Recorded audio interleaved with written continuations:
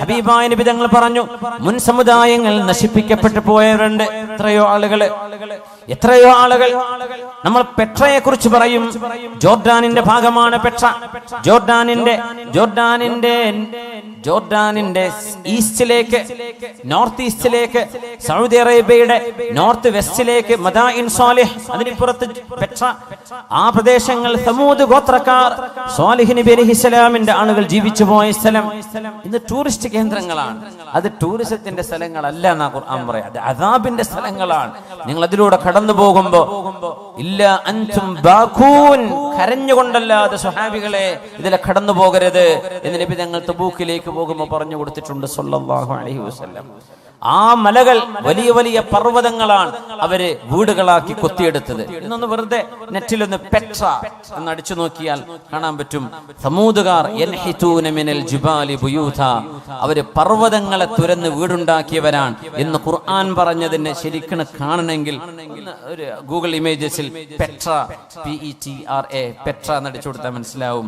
സമൂദുകാരുണ്ടാക്കി വെച്ച മലകൾ, പർവ്വതങ്ങളെ വീടുകളാക്കി മാറ്റിയ ഇന്നും അവിടെ നിലനിൽക്കുന്നു. ആരെങ്കിലും പിന്നെ അവിടെ പോയി പാർത്തോ? ആരും പാർത്തില്ല. എന്തേ? ആ സമുദായം നശിപ്പിക്കപ്പെട്ടു പോയവരാണ്.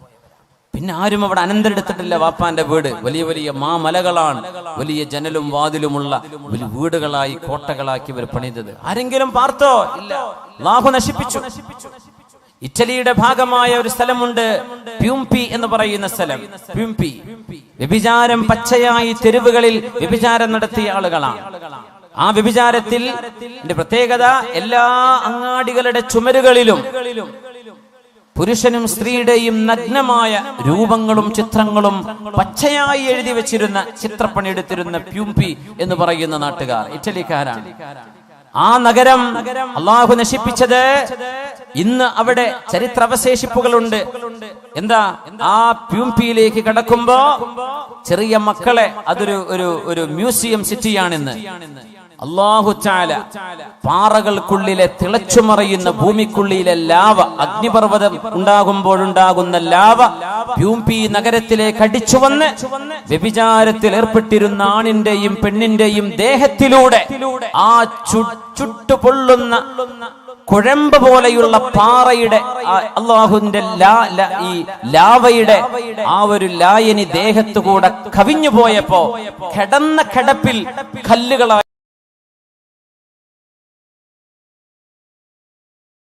മാറിയ മനുഷ്യന്മാർ ഇന്നും ആ മ്യൂസിയം പോലെയുള്ള ഈ പ്യൂംപിയിലേക്ക് ചെറിയ കുട്ടികളെ കൊണ്ടുപോകില്ല. എന്തേ?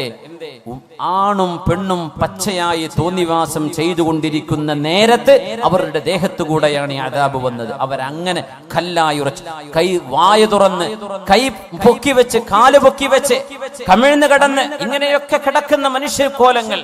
ഇന്നും മനുഷ്യന്റെ രൂപം അതുപോലെ ആ തടി അങ്ങ് കല്ലായി പോയി. പ്യൂംപി ഒന്ന് ഗൂഗിൾ ഇമേജ് നോക്കൂ. പ്യൂംപിയിലെ മനുഷ്യന്മാർ അത് കാണേണ്ട. അദാബ് എങ്ങനെ വന്നു എന്ന് അല്ലാഹു പറയുന്നുണ്ട്. അല്ലാഹു സുബ്ഹാനഹു വ തആലയുടെ അദാബ് വന്ന അത്ഭുതങ്ങൾ ഒരുപാടില്ലേ ലോകത്ത്. എന്തേ? അല്ലാഹു തിന്മകളെ പൊറുപ്പിക്കൂല. ഹബീബായ നബിയുടെ ദുആയുണ്ട് ഉമ്മത്തിന് വേണ്ടി. ആ ദുആയുടെ ബലത്തിലാണ് അല്ലാഹു പെട്ടെന്നുള്ള അദാബ് ഇറക്കാത്തത്. വിശുദ്ധ നബി തങ്ങൾ പറഞ്ഞു, ഇന്നമാ ഹലകല്ലദീന മിൻ ഖബ്ലികും, നിങ്ങളുടെ മുൻഗാമികൾ നശിക്കാൻ കാരണം. അബൂ ദാവൂദ് റഹ്മഹുല്ലാഹ് സുനനിൽ കൊണ്ടുവന്ന ഹദീസ്.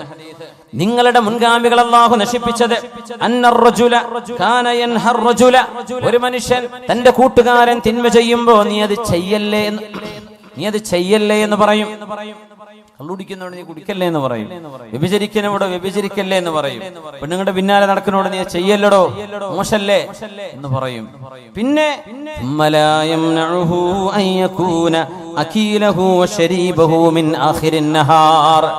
രാവിലെ തന്റെ കൂട്ടുകാരൻ തെറ്റ് ചെയ്യുമ്പോ അവനോട് പറയും, ചെയ്യല്ലടോ, നീ എന്താണോ ഈ കാണിക്കുന്നത് എന്ന് പറഞ്ഞിട്ട് ആ തെറ്റ് ചെയ്യുന്ന അതേ ആളിന്റെ കൂടെ വൈകുന്നേരം ആകും പറയും, നമുക്ക് ഭക്ഷണം കഴിക്കാൻ പോവല്ലേ, എവിടേക്കാ പോവാ, നമുക്ക് ഇടക്കിടക്ക് പോവാ, നിലമ്പൂരിലേക്ക് പോവാ, കോഴിക്കോട്ടേക്ക് പോവാ. എന്നിട്ട് ഈ ആ തെറ്റ് ചെയ്തവൻ അവനോടായി വന്ന് രാവിലെ പറഞ്ഞത് നീ ചെയ്ത് തെറ്റാണത്, ചെയ്യല്ലേ എന്ന് പറഞ്ഞ അവന്റെ കൂടെ ആ തെറ്റിഷ്ടപ്പെടുന്നവനോട് കൂടെ തന്നെ പോയി ഭക്ഷണം കഴിക്കുകയും കൂടെ ഇരുന്ന് വെള്ളം കുടിക്കുകയും ചെയ്യും. തിന്മ ചെയ്യുന്ന ആളുകളോട് വെറുപ്പില്ലാതിരിക്കുക. ഒരു വിഷയം ഗൗരവത്തിൽ നമ്മൾ മനസ്സിലാക്കണം.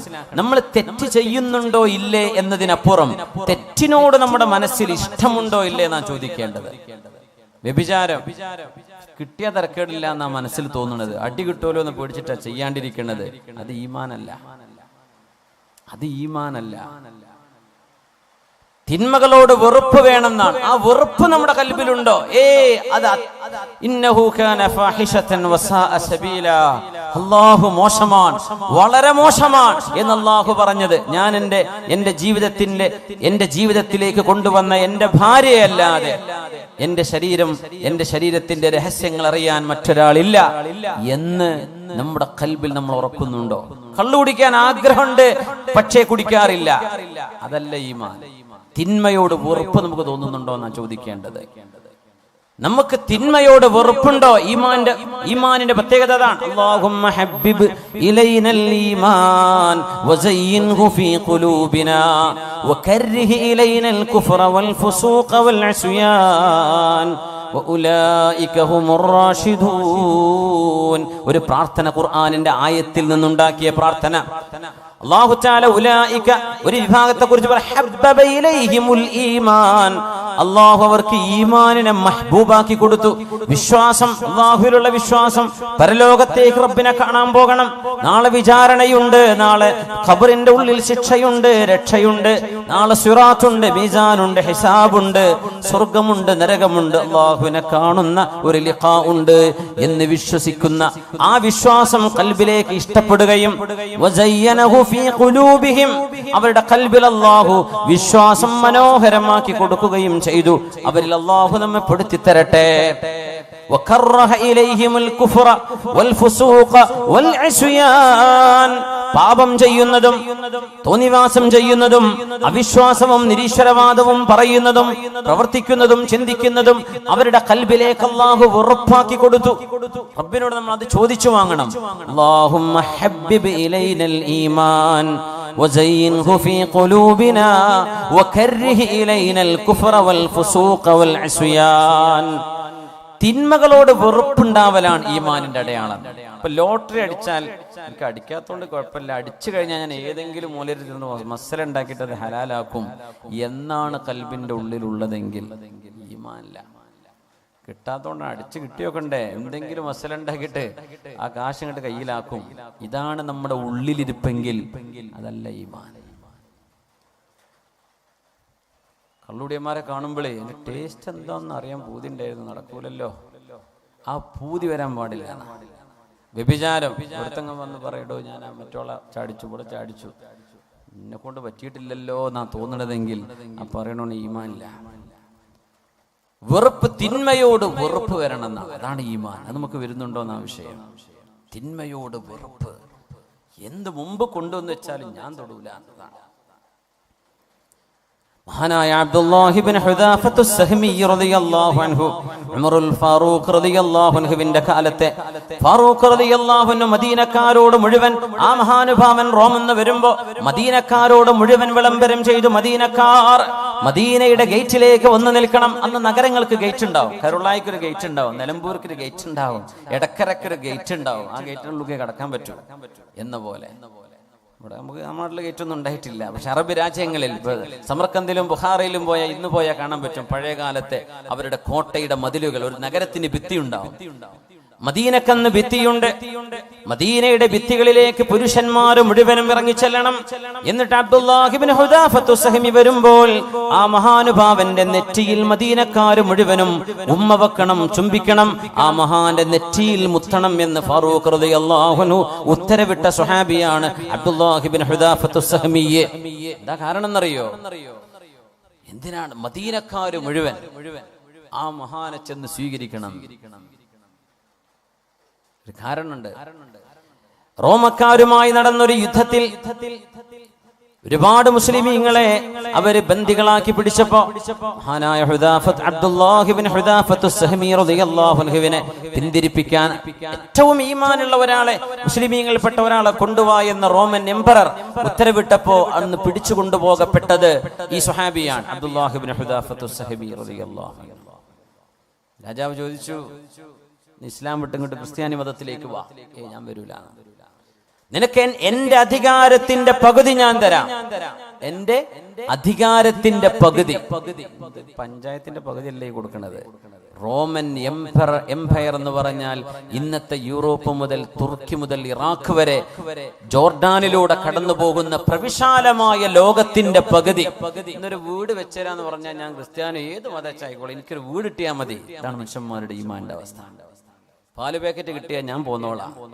എന്റെ കിഡ്നി ചികിത്സക്ക് പൈസ കിട്ടിയാൽ ആരാ തരുന്ന ഓരോ മതത്തിലേക്ക് ഞാൻ പോരാം എന്ന് പറയുന്ന ഒരു ഈമാനിന്റെ ദുർബലത ഈ മഹാന്റെ സംഭവമായി നമ്മൾ തുലനം ചെയ്യണം. എന്റെ രാജ്യത്തിന്റെ പകുതി തരാം. എനിക്ക് വേണ്ട, ഞാൻ വരില്ല. ഇസ്ലാം ഉപേക്ഷിക്കുന്നില്ലെങ്കിൽ നിന്നെ കൊല്ലുന്നു, കൊന്നോളൂ. എന്നെ പിടിച്ചിട്ട് ഒരു കുരിശിൽ തറച്ചു. രാജാവ് പറഞ്ഞു അമ്പയ്യാം, പക്ഷെ ദേഹത്ത് കൊള്ളരുത്, പേടിപ്പിച്ചാൽ മതി എന്ന് പറഞ്ഞു. അദ്ദേഹം കൂളായിട്ട് കിടന്നുകൊടുത്തു. അവരങ്ങനെ അമ്പ ചെയ്തു. ഒരു കുലുക്കല്ല, ഒന്നും ചെയ്യേണ്ട, ഇറക്കിക്കൊള്ളുന്നു. പിന്നെ ചെയ്തതൊരു ഏറ്റവും വലിയ ക്രൂരതയാണ്. ആ മഹാനുഭാവനെ ജയിലിലടച്ചു, ഭക്ഷണം കൊടുത്തില്ല. 4 ദിവസം കഴിഞ്ഞ് ഭക്ഷണമില്ലാണ്ട്. എന്നിട്ട് ഒരു കുപ്പി കള്ളും അതോടൊപ്പം പന്നിമാംസം, പോർക്ക്, പന്നിമാംസം വേവിച്ചതും കൊണ്ടുപോയി കൊടുത്തു. ജയിലിൽ കൊണ്ടുപോയി വെച്ചു കൊടുത്തു. ആ നേരത്ത് മഹാൻ പറഞ്ഞൊരു വാക്കുണ്ട്, അല്ലാഹുവേ, ഒരു മനുഷ്യൻ കുടുങ്ങുന്ന നേരത്ത് ഇത് ഹലാലാണെന്ന് നീ എനിക്ക് വിധിച്ചിട്ടുണ്ട്. അങ്ങനെയാണല്ലോ. വേറെ ഒരു ഭക്ഷണമില്ല, ഒന്നും കയ്യിലില്ല, ഒരു വെള്ളവുമില്ല, തൊണ്ട വരണ്ട് മരിക്കാൻ പോവാൻ.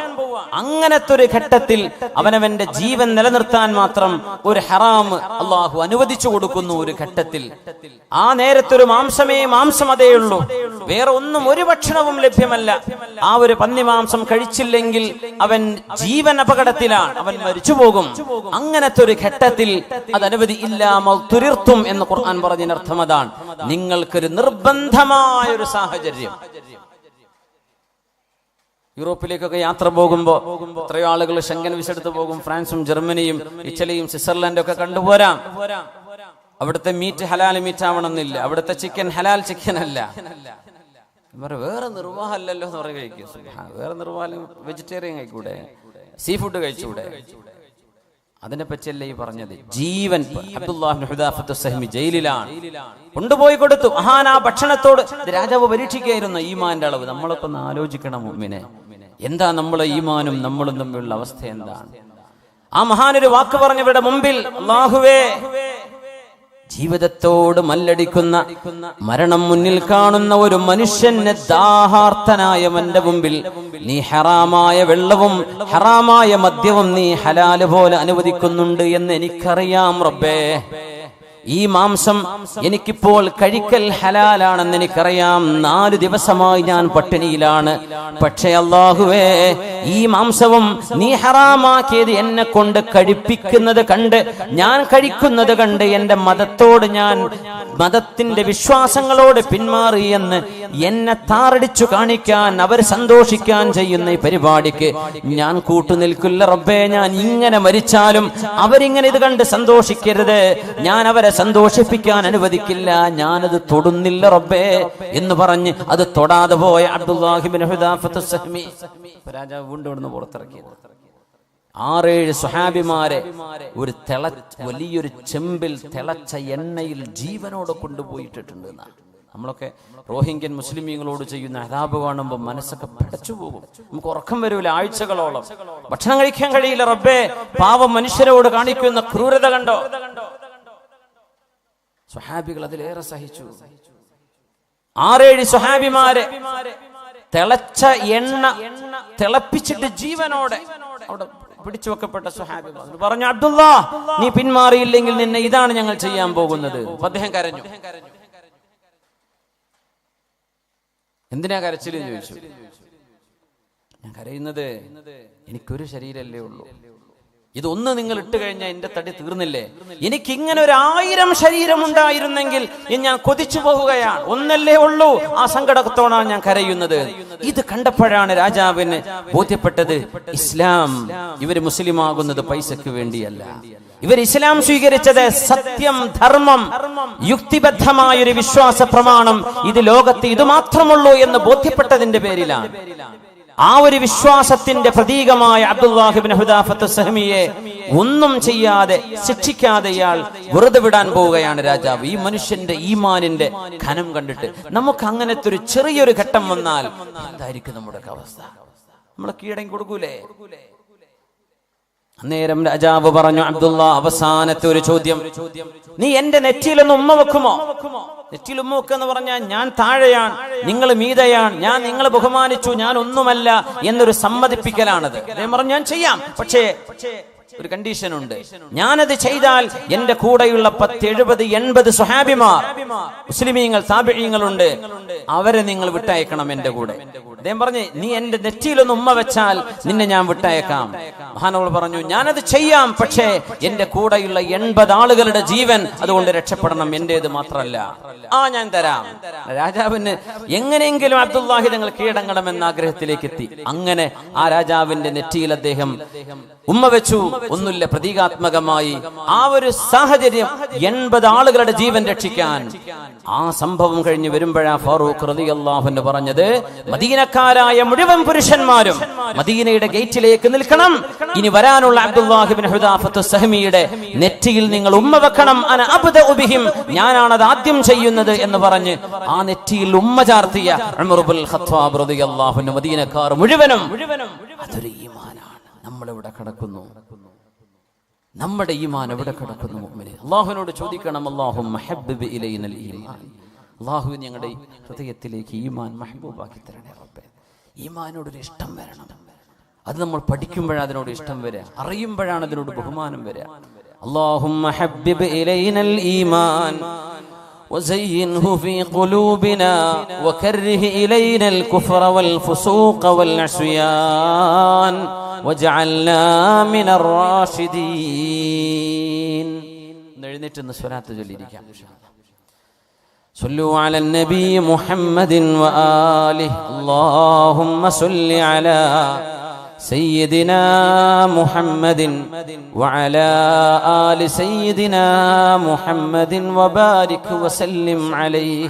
نقول وركشل يقول اللهم صل على سيدنا محمد وعلى آل سيدنا محمد وبارك وسلم عليه. نقول اللهم صل على سيدنا محمد وعلى آل سيدنا محمد وبارك وسلم عليه. ഇരിക്കുന്ന മുമ്പ് പേഴ്സൊക്കെ ഒന്ന് എടുത്ത് റെഡിയാക്കി വെക്കി. ആ തേങ്കുപ്പിയൊക്കെ ഒന്ന് കൊണ്ടുപോയി കൊടുക്കി. നമുക്ക് ഇൻഷാ അല്ലാഹ് പരിപാടിയുടെ ഇതിന്റെ ചെലവും പന്തലൊക്കെ കണ്ടറിയല്ലോ. നമ്മളെ വീട്ടിൽ ചെറിയ സൽക്കാരം ഉണ്ടാക്കാൻ എത്ര ചെലവ് വരും? 2 ഡർപ്പായ വാങ്ങിയാൽ തന്നെ. അപ്പൊ ഇത് വലിയ ചെലവ് വരുന്ന നമ്മുടെ വിദ്യാർത്ഥി സുഹൃത്തുക്കളുടെ SKSF-ന്റെ നമ്മുടെ പ്രവർത്തകന്മാരുടെ കഠിനാധ്വാനമാണ്. നമുക്ക് എന്ത് ചെയ്യാം? ആദ്യം തേങ്കുപ്പി കൊടുക്കി. ഇൻഷാ അല്ലാഹ് അത് ശിഫയുണ്ടെന്ന് അല്ലാഹുവിന്റെ ഖുർആൻ പറഞ്ഞ ഔഷധമാണ്. ചക്കര ഇറക്കിയതൊന്നല്ലല്ലോ, ഒറിജിനൽ അല്ലേ? മാഷാ അല്ലാഹ്. അതുകൊണ്ട് ധൈര്യമായിട്ട് വാങ്ങി. ഇസ്ഖിഹി അസല. വയറുവേദന വന്ന സ്വഹാബിയോട് നബി തങ്ങൾ, ജ്യേഷ്ഠന് വയറുവേദന, നബിയെ തേൻ കൊടുക്കുന്നു. തേൻ കുടിച്ചിട്ട് വയറുവേദന കൂടി. പൊന്നാര നബിയെ വയറുവേദന കൂടി, ഒന്നുകൂടി കൊടുക്കുന്നു. ഇസ്ഖിഹി അസല. രണ്ടാമതും ഇപ്പോഴും പറഞ്ഞു, നബിയെ കുടിച്ചതിന് ശേഷം വീണ്ടും വയറുവേദന കൂടിയിരിക്കുകയാണ്.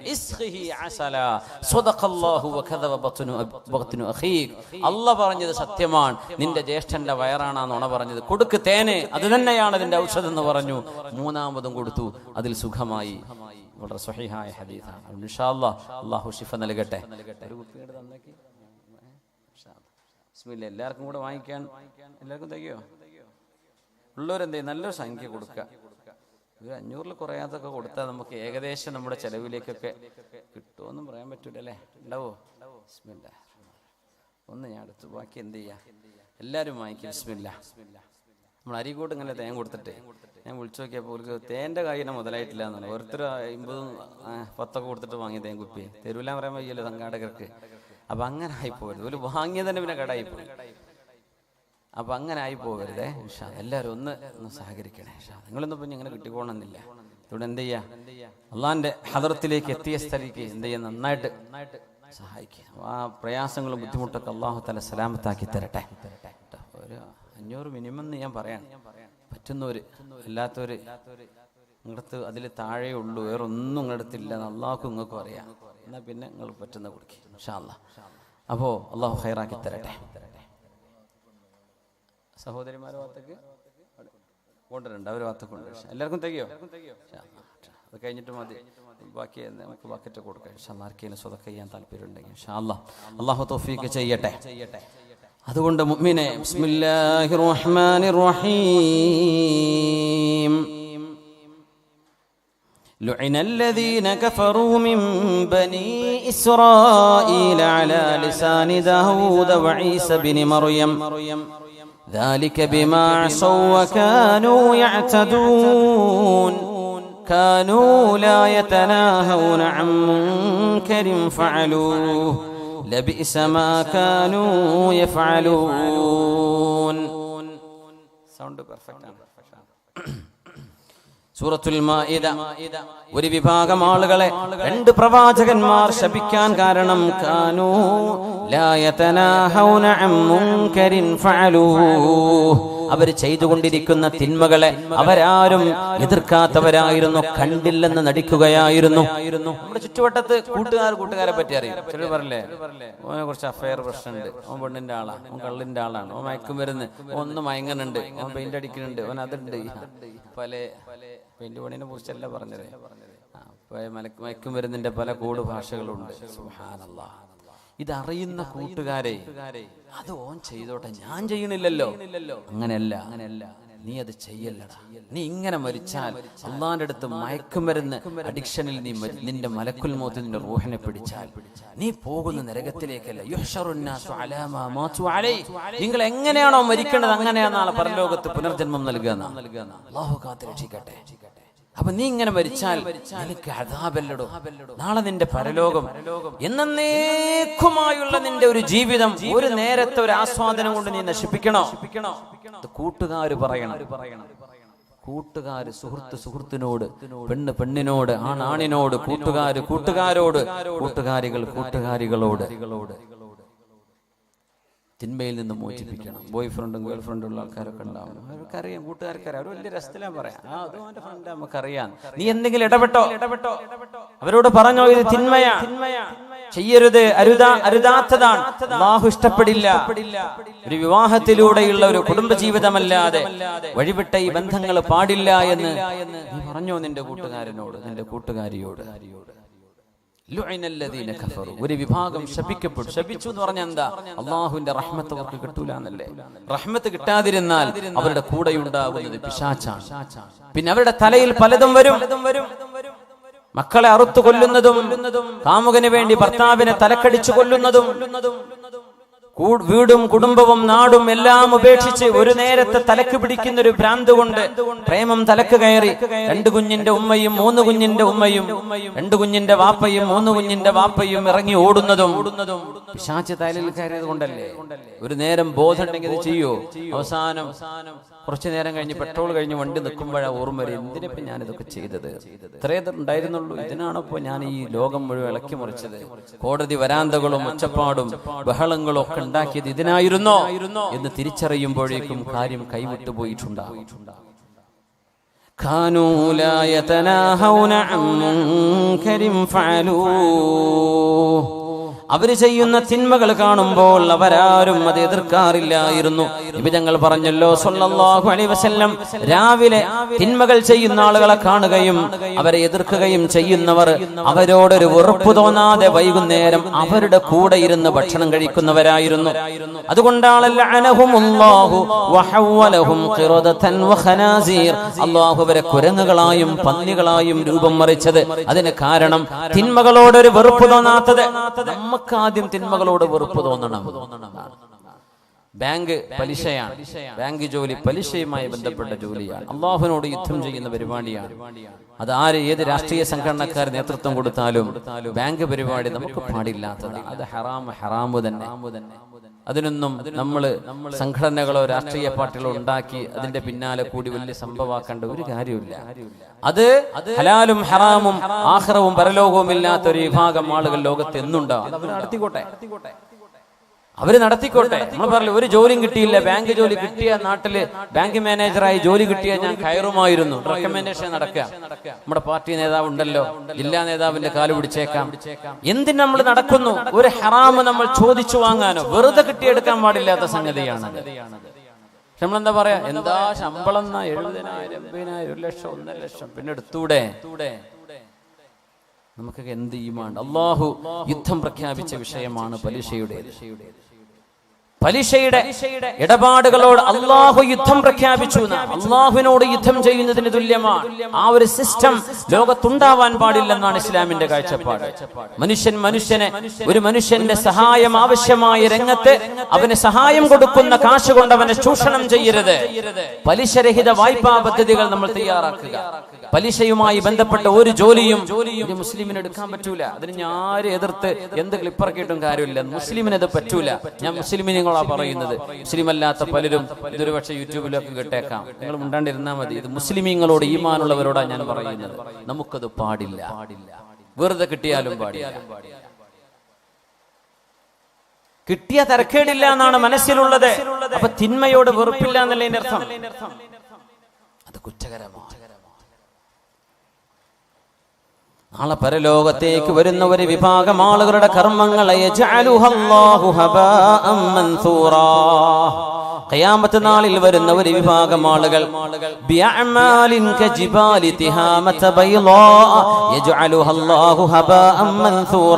മഹാനായ സൗബാൻ റളിയല്ലാഹു അൻഹു ഉദ്ധരിക്കുന്ന ഹദീസ്, സ്വഹീഹായ ഹദീസ്.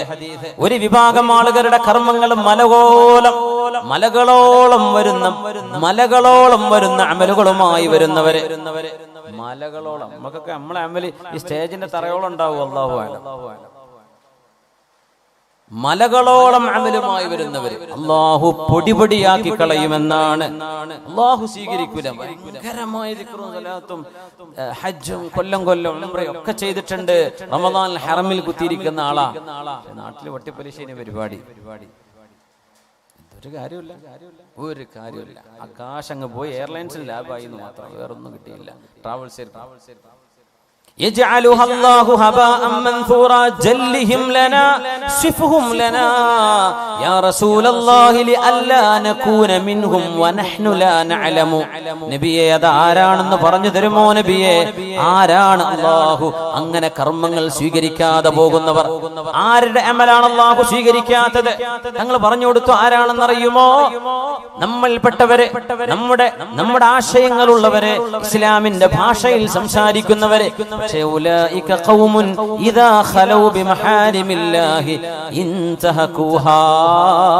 അല്ലാഹുവിന്റെ ഒരു ഹറാമിന്റെ അവസരം കിട്ടിയാൽ ഞാനത് ചെയ്യും എന്ന് മനസ്സിൽ കൊണ്ടു നടന്ന ആളുകളാണ് അവര് ചെയ്തവരാണെന്നല്ല ഖുർആൻ പറഞ്ഞത്. ചെയ്തവരാണെന്നല്ല. ദീനിന്റെ നേതൃത്വം കൊടുക്കുന്നവരെ ഉസ്താദുമാര് വരും. മുഅല്ലിം, ചെറിയ ക്ലാസ്സിലെ 1-ാം ക്ലാസ് മദ്രസ പഠിപ്പിക്കുന്ന ആള് മുതല്, അങ്ങ് സ്വദർ മുതല്, വഅദ് പറയുന്ന ആള് മുതല്, മുദർരിസ് മുതല്, ഖാദി മുതല്, ഖാദിൽ ഖുദാത്ത് മുതല്, എല്ലാവിധ മുഫ്തിമാരുടെ മുഫ്തിമാര് മുതല്, എല്ലാ ലോകത്തിന്റെ പണ്ഡിതന്മാര്, വിദ്യാർത്ഥിനികൾ മുഴുവൻ, ഇൽമിനുമായി ബന്ധപ്പെട്ട മുഴുവൻ ആളുകൾ ഒക്കെ ഭയങ്കരമാണ്. പക്ഷേ ഇദാ ഖലൗ ബിമഹാരിമില്ലാ, ആരാരും അറിയില്ല എന്ന് കണ്ടാൽ, ഒരു തെറ്റിന് അവസരം കിട്ടിയാൽ അവരത് ചെയ്യുന്ന മനസ്സുള്ളവരായിരുന്നു. അത്തരം ആളുകളുടെ അമല് എത്ര വലിയ അമലാണെങ്കിലും അല്ലാഹു സ്വീകരിക്കില്ലെന്ന് പരിശുദ്ധ റസൂൽ സ്വല്ലല്ലാഹു അലൈഹി വസല്ലം. എന്താ അതിന്റെ വിഷയം എന്നറിയോ? ഈമാൻ കടന്നിട്ടില്ല. എന്തേ? തെറ്റ് ചെയ്യാൻ അവസരം ഇല്ലാത്തതുകൊണ്ടൊന്നും കുരുത്തക്കേടില്ലാണ്ട് പോയതാണ്. നേരെ മറിച്ച് വ്യഭിചാരത്തിന്റെ അവസരമുള്ള ഒരു സാഹചര്യത്തിൽ ജീവിച്ച ഒരാൾ വേണമെങ്കിൽ കിട്ടും, വേണമെങ്കിൽ വിളിച്ചാൽ ഇറങ്ങി വരും. അല്ലെങ്കിൽ തിന്മയുടെ സാഹചര്യം റെഡിയാണ്. അല്ലെങ്കിൽ മദ്യപാനം, അല്ലെങ്കിൽ മയക്കുമരുന്ന് പറ്റിയ ടീമുണ്ട്. നമ്മുടെ നാടുകളിലുള്ള, എനിക്കറിയില്ല ഇവിടുത്തെ നമ്മുടെ നെടുങ്കയത്തിന്റെ അവസ്ഥ എന്താണെന്ന് അറിയില്ല, ഞാൻ ഇവിടെ വന്ന് നോക്കിയിട്ടൊന്നുമില്ല. പക്ഷേ ഒരുവിധം ടൂറിസ്റ്റ് കേന്ദ്രങ്ങൾ, വെള്ളച്ചാട്ടവും തടാകങ്ങളൊക്കെ ഉള്ളൊരു കാടുകള് ഒക്കെ കള്ളും കുപ്പിയായിരിക്കും ഉണ്ടാവുക. സുബ്ഹാനല്ലാഹ്. മനുഷ്യന്മാര് കയറി കള്ളുടിക്കാൻ വരിക. പുഴയുടെ മാട്, പുഴയിലൊക്കെ വെള്ളം കുറഞ്ഞാൽ ആ നല്ല രസമുള്ള തണുത്ത കാറ്റടിച്ച് വീശുന്നിടത്ത് പോയിരിക്കാൻ നല്ല രസമാണ്. ഇവിടെയൊക്കെ നല്ല പുഴ ഉണ്ടല്ലേ, കേരളയിലെ പുഴക്കല്ലേ. ചൂടുകാലങ്ങളിൽ അവിടെ പോകുന്നവര് കള്ളും കുപ്പിയിട്ടാ പിന്നെ വരുന്നത്. രാവിലെ ചെന്ന് നോക്കുമ്പോ ഇവിടെ നല്ല മദ്യം പൊളി മാത്രല്ല, അതിന്റെ കൂടെ കള്ളും കുടിച്ചിട്ടുണ്ട് എന്ന് പിന്നെ ചെല്ലുന്നവർക്ക് ബോധ്യപ്പെടുന്നു. അപ്പേ എന്താണിത്? ഒരവസരം കിട്ടാത്തത് കൊണ്ട് ഇവനൊന്നും ചെയ്തില്ല. പക്ഷേ അവസരം കിട്ടിയവരൊക്കെ അടിച്ചു പൊളിച്ചു. എനിക്കും അവസരമുണ്ടായിരുന്നെങ്കിൽ ഞാനത് ചെയ്യുമായിരുന്നു എന്നാണ് മനസ്സെങ്കിൽ ഇത്തരം ആളുകളുടെ അമലും അല്ലാഹു സ്വീകരിക്കില്ലെന്ന് മഹാനായ അഷ്റഫുൽ ഖൽഖ് റസൂലുള്ളാഹി സ്വല്ലല്ലാഹു അലൈഹി വസല്ലം. അതുകൊണ്ടാണ് തിന്മകളെ കാണുമ്പോൾ അത് ചെയ്യരുതേ എന്ന് പറയൽ ബാധ്യതയുണ്ട് നമുക്ക്. നമ്മുടെ നഫ്സിനോട് ആദ്യം പറയണം, പിന്നെ കൂടെയുള്ള ജനങ്ങളോട്. നമ്മൾ തെറ്റ് ചെയ്യാത്തവരായതുകൊണ്ടല്ല പറയണത്, നമ്മളൊക്കെ തെറ്റ് ചെയ്യുന്നവരാണ്. കുല്ലു ബിനി ആദമ ഖത്വാ വഖൈറുൽ ഖത്വാഈന തവ്വാബൂൻ. ആദം നബി അലൈഹിസ്സലാമിന്റെ മക്കളായ ആണും പെണ്ണും തെറ്റ് ചെയ്യും. തെറ്റ് ചെയ്യലല്ല വിഷയം, തെറ്റ് ചെയ്താൽ അവർ തൗബ ചെയ്യേണ്ടവരാണ്. തൗബ ചെയ്യാതെ ഇരിക്കുന്നവന്റെ കാര്യമാണ് വലിയ വിഷമുള്ളത്, പരിഭ്രമമുള്ളത്. ഖൈറുൽ ഖത്വാഈന തവ്വാബൂൻ. തെറ്റുകാരിൽ ഏറ്റവും നല്ലവര്, തെറ്റ് ചെയ്യുന്നവരിൽ ഏറ്റവും നല്ലവര് ആരാ? തെറ്റ് ചെയ്യുന്നവര് നല്ലവരുണ്ടോ? അതാരാ? അത്തവ്വാബൂൻ. അല്ലാഹുവിലേക്ക് തൗബ ചെയ്ത് മടങ്ങും. റബ്ബേ പറ്റിപ്പോയി പടച്ചോനെ, ആ നേരത്തൊരു ബോധം ഉണ്ടായില്ല, മാപ്പാക്കി തരണേ റബ്ബേ. പടച്ചോനെ പുറത്തുതാ, അന്ന് വലിയ അറിവൊന്നും ഉണ്ടായിരുന്നില്ല റബ്ബേ, ഇതൊന്നും കേട്ടില്ലായിരുന്നു, എന്നോടാരും പറഞ്ഞു തന്നിട്ടില്ലായിരുന്നു റബ്ബേ. അങ്ങനെ ഒരു സംഘം കൂടി കോളേജിൽ നിന്ന് തുടങ്ങിയ ഏർപ്പാടുകളാണ്. അങ്ങനെ തിന്മ ചെയ്ത് ചെയ്ത് ചെയ്ത് മടുത്തു. തിന്മയിൽ ഒരു സമാധാനവുമില്ലാതെ ഒരു തിന്മ കഴിഞ്ഞാൽ മറ്റൊന്ന്. ഒരു വ്യഭിചാരം ചെയ്തവന് രണ്ടാമത് ചെയ്യാൻ തോന്നും, വേറൊരുത്തിനെ കിട്ടാൻ തോന്നും. അവളെ കഴിഞ്ഞാൽ വേറൊരുത്തിനെ വേണ്ടി വരും, അവള് കഴിഞ്ഞാൽ വേറൊരുത്തിയെ. ദുന്യാവെന്നവന്റെ ആശ തീരൂല. സുബ്ഹാനല്ലാഹ്. ഇതാണ് തിന്മകളുടെ അവസ്ഥ. ഒരിക്കലും മനസ്സമാധാനം തരില്ല. നേരെമറിച്ച് നീ നിക്കാഹ് ചെയ്ത് നിന്റെ ഭാര്യയാണ്, നീ നിക്കാഹിലൂടെ സ്വീകരിച്ച നിന്റെ ഭർത്താവാണ് സഹോദരി, അവരുടെ കൂടെയുള്ള ജീവിതത്തിൽ നിനക്ക് സംതൃപ്തി ഉണ്ടാകും. മറ്റേത് സംതൃപ്തിയില്ല.